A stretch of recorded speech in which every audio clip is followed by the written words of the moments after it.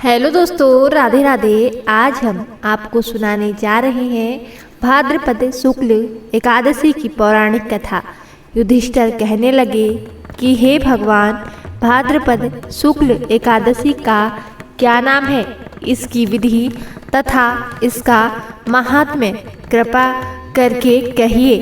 तब भगवान श्री कृष्ण कहने लगे कि इस पुण्य, स्वर्ग और मोक्ष को देने वाली तथा सब पापों का नाश करने वाली उत्तम वामन एकादशी का महात्म्य मैं तुमसे कहता हूँ। तुम ध्यानपूर्वक सुनो।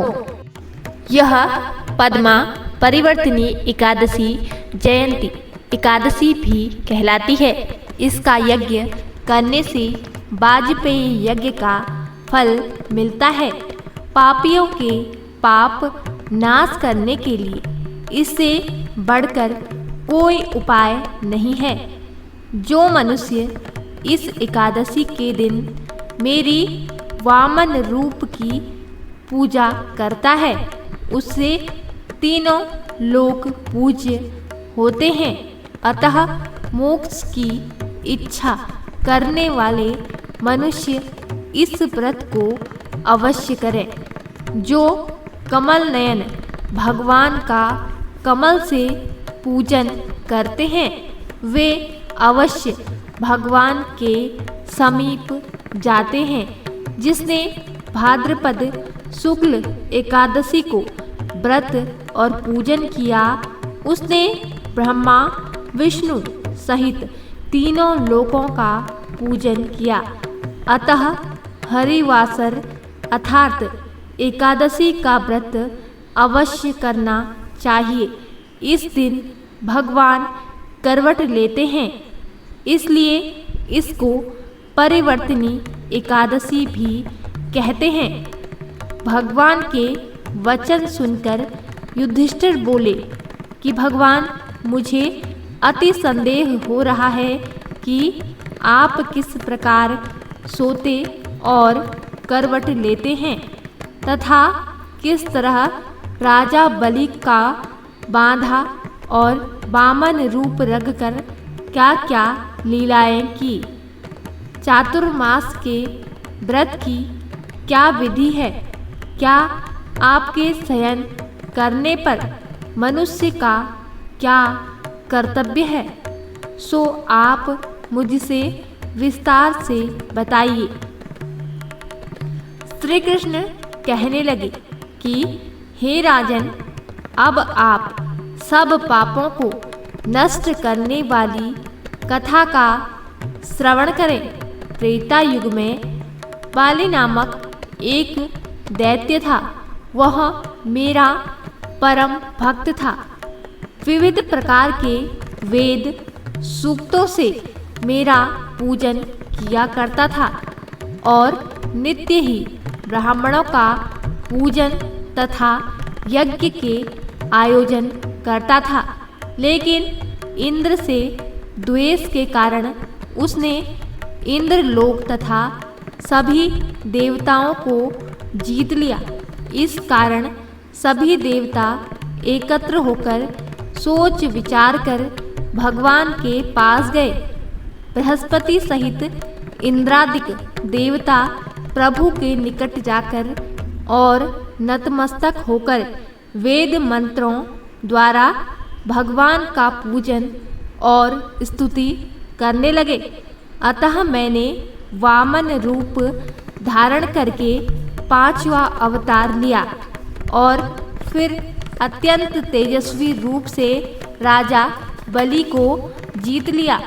इतनी वार्ता सुनकर राजा युधिष्ठिर बोले कि हे जनार्दन, आपने वामन रूप धारण करके उस महाबली दैत्य को किस प्रकार जीता।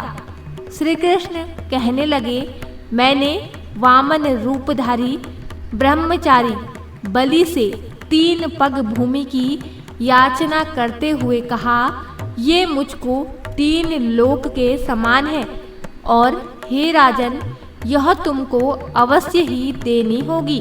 राजा बलि ने इसे तुच्छ याचना समझकर 3 पग भूमि का संकल्प मुझको दे दिया और मैंने अपने त्रिविक्रम रूप को बढ़ाकर यहाँ तक कि भूलोक में पद, भूर्वलोक में जंघा, स्वर्गलोक में कमर, महलोक में पेट, जनलोक में हृदय और यमलोक में कंठ की स्थापना कर सत्यलोक में मुख, उसके ऊपर मस्तक स्थापित किया।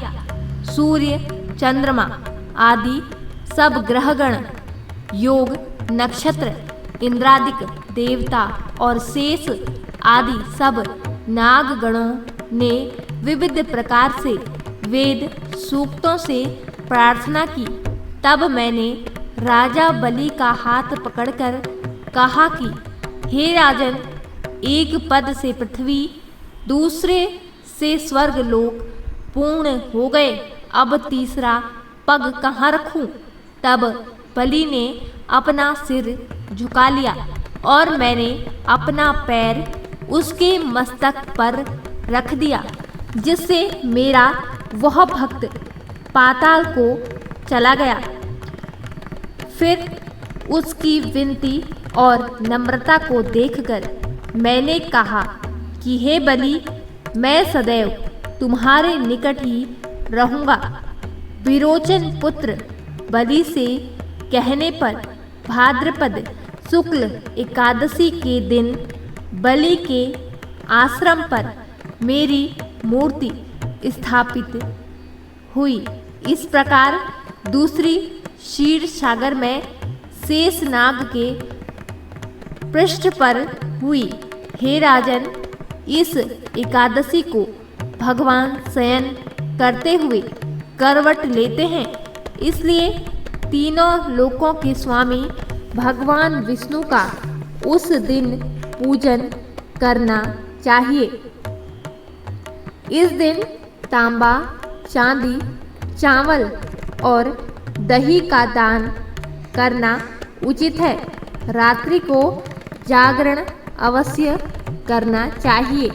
जो विधिपूर्वक इस एकादशी का व्रत करते हैं वे सब पापों से मुक्त होकर स्वर्ग में जाकर चंद्रमा के समान प्रकाशित होते हैं और यश पाते हैं।